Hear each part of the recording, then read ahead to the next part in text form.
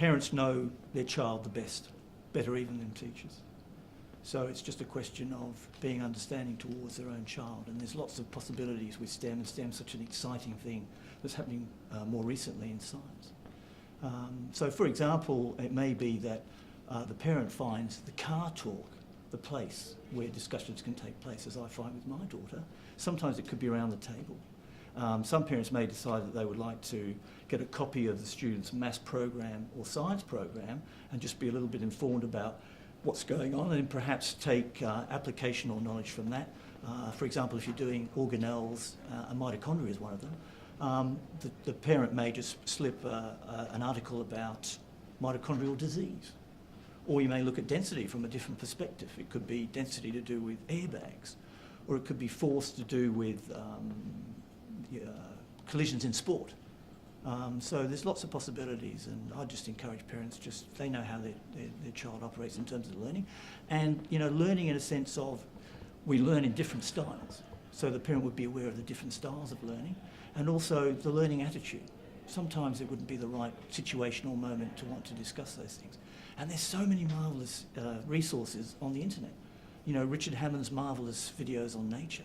Or the parent could possibly just subscribe to our national broadcaster, ABC. They have a wonderful ABC Science website, and you can get alerts on the email. So there's all sorts of ways and means of being able to help your son or daughter engage more with STEM activities. First of all, planning. So the first thing you want to do is say to your child, and this would be supported by the school, work out where you don't want to work.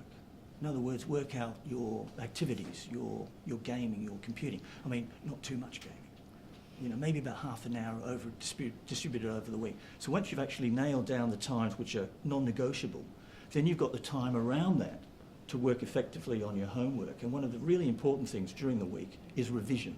Factor in some revision. So planning's the first thing. The second thing is note-taking. So often in lower school you probably tend to have a program that's helped with a text, and you probably develop the skills of note-taking from the text. And then of course it swings around in a slightly different manner in upper school, because in upper school it's the syllabus. So you take notes from the syllabus by using various mediums, and it could be text, it could be video, and there's a few important things about note-taking. First of all, make sure that you do the notes in your own words. Secondly, find trigger words.